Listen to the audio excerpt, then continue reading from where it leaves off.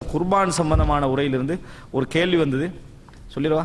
சரி, அதாவது என்னன்னு சொன்னால், குர்பானி கொடுக்க நியத்து வைத்த ஒருவரின் வீட்டில் யாராவது ஒருவர் கற்பமாக இருந்தால், கற்பனையாக இருந்தால் அல்ல, கற்பமாக இருந்தால் குர்பானி கொடுக்க கூடாது என்று கூறுவது உண்மையா? குர்பானி கொடுக்கலாமா?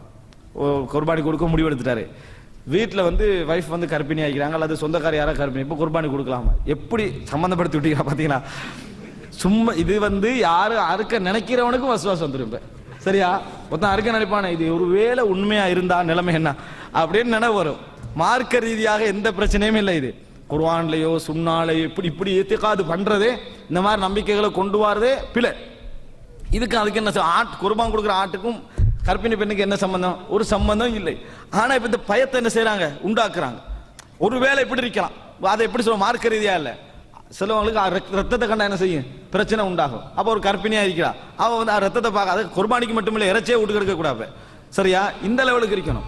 அப்ப இது ஒரு பிழையான நடைமுறை என்பதை புரிந்து கொள்ளணும். பிழை, இப்படியான நம்பவும் கூடாது.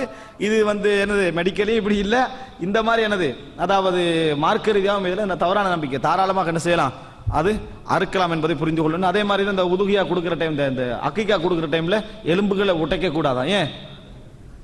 புள்ளையோட எலும்பு உடைக்கிறதுக்கு சமம் பண்ணிட்டாங்க குர்பானி கொடுத்து. அப்படி இருக்குது, அந்த நம்பிக்கை அவங்ககிட்ட இருக்கு. தவறான நம்பிக்கை, தவறான அக்கீதா, பிள்ளையான இந்த மாதிரி எல்லாம் நம்ம நினைக்கவே கூடாது. அப்போ உடைக்கிறதுக்கு சமம், அறுக்கிறது எதுக்கு சமம்? பிழையான விஷயம் விளங்கிட்டா இது பிழை. மார்க்க ரீதியாக இதுக்கு எந்த விதமான ஆதாரமும் இல்லை. இந்த நம்பிக்கை நம்ம விட்டோம். இதுக்காக வேண்டி ஒருவர் கொடுக்காம இருந்தா ரெண்டு பிழை விடுறாரு. ஒன்று உதுகையா கொடுக்காது, ரெண்டாவது தவறான அக்கீதா. அஸ்ஸலாமு அலைக்கும்.